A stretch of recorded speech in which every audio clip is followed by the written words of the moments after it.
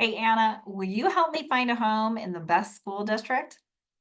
Well, of course I will. Here's the challenge. What I believe is the best school district might not be what you believe is the best school district or what is the best school district for your family. So instead, what we do is we walk through a series of criteria to see what school district fits your family and your lifestyle and what you are desiring the best.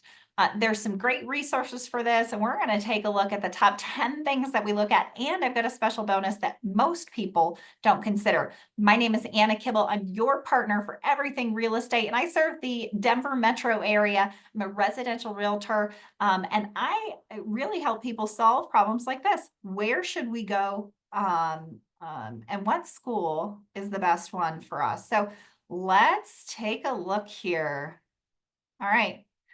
Here's the number one thing most people are considering when they think about the best school district is they're thinking about academic performance, right? How does the school compare to others? And there's some really good resources for this.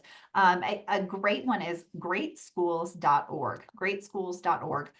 You can also go to the Colorado Department of Education website, and you can get these rankings directly from the state also to see academically how one school compares to another. And you can get their district report cards and see all of the different things. Student to teacher ratio and class size.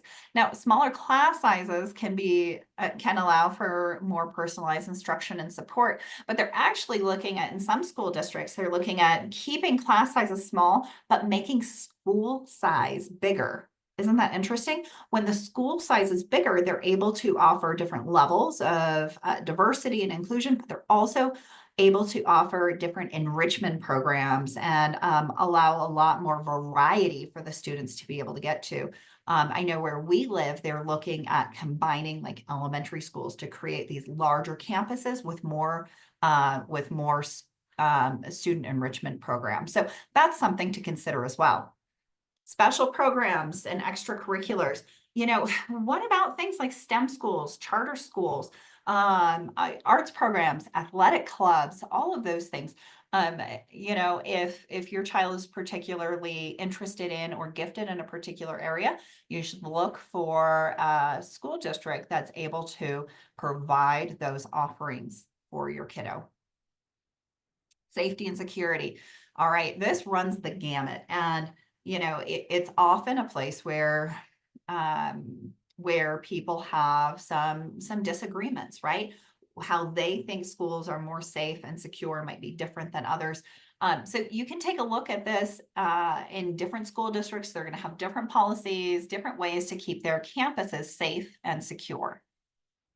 School culture and environment, right? So this could be diversity, this could be well-being, these could be other, kind of enrichment programs, school-wide initiatives, things that help kids stay on track. When my big one was in elementary school, their school program was centered around the 7 habits of highly successful people, and so it was the 7 habits of highly successful students. And I tell you, he's in college now, and those habits have stuck with him throughout time. So is your school culture and environment feeding your kiddo in ways that you can support at home as well? And special education services, right? If your kiddo is in a special education program, has maybe an IEP or speech, or has some other support services that they need, how does that district do? And you can find a lot of information about this without having to really dive too deep, right? You can get this from the Department of Education. You can get this on the district's websites. You can get this from greatschools.org. So you can really compare how the districts perform in that. Teacher qualifications and turnover. Hey, I think what I would add to this is salaries. Salaries have become a big deal when we look at teacher qualifications and turnovers. I know there are districts that teachers are fleeing right now, great tenured teachers, because they're just not paying as well as other districts are. That's a pretty important piece for your teachers to deliver at their best, right? So definitely something to take a look at. Proximity to home and transportation. This has been a hot button lately. Post-COVID, many school districts are having some struggles with bus transportation. There is a bus driver shortage. You've probably heard about this. Areas that used to have bus transportation maybe don't anymore. I know we've got some districts that cycle through bus transportation. And you may even have a week, a month where you don't have bus transportation and you have to figure something else out. So if you're looking at a school that's maybe a little more rural or outside of a walkable distance to the local schools, then you might need to think about what that alternative transportation is if this district doesn't have an adequate transportation plan. It's a big deal and something definitely to dive into. Parental involvement and community engagement. Do you love to be a part of the PTA or PTO? Do you enjoy volunteering with your kids' school and being a part of it? Or would you much rather that those things are handled without you having to get involved, right? Do you want the 1,000 emails a day talking about everything that's happening in your school environment? Or do you want to trust that these professionals have it taken care of and they can handle it without your input, right? Where are you on that continuum? Different schools and different school districts kind of have a different level of community and parental engagement. Facilities and resources, right? Take a look at that. Some school districts are literally older than others, right? If you're in newer parts of town, you might have newer facilities, newer resources. In more established, older parts of town, right? You may have older facilities. How have those facilities been maintained? What are they looking like? And are there facilities that support what your child is interested in, right? If you have a kiddo who's really into athletics and this school or this school district isn't putting a lot of funding on their athletic facilities, well, that might be a mismatch, right? That might not be a good fit for you. All right, the calendar or schedule. This is the bonus. Nobody thinks about this. Nobody thinks about this. You just kind of default into it. But start and stop times are starting to become a conversation. School districts are talking about bumping start times back, right?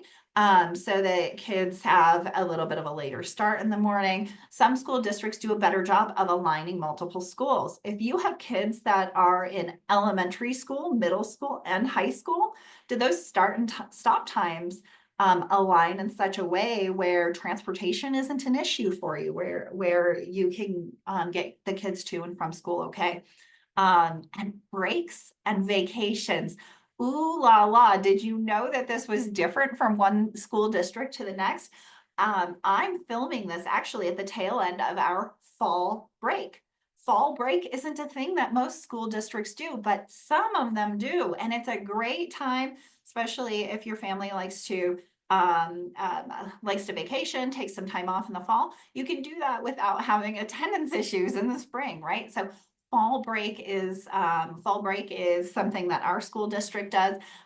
There are year-round school calendars as well, where the kids don't get the 3 months off in the summer, or 2.5 or whatever it is now, right? But they go for 9 weeks at a time and then take 2 weeks off, right? So are those types of vacations and breaks, do those align with your family's lifestyle and how you choose to send your kiddos to school? Well, these are all certainly things to consider. I can help point you in the right direction. Obviously, there's some great resources here, but if you are looking to see maybe how that school district impacts your equity in the future as well, right? Some school districts long-term have a better reputation than others, and they create higher home values as well. So let's talk about your home or the home you're looking at and how it relates to your home value.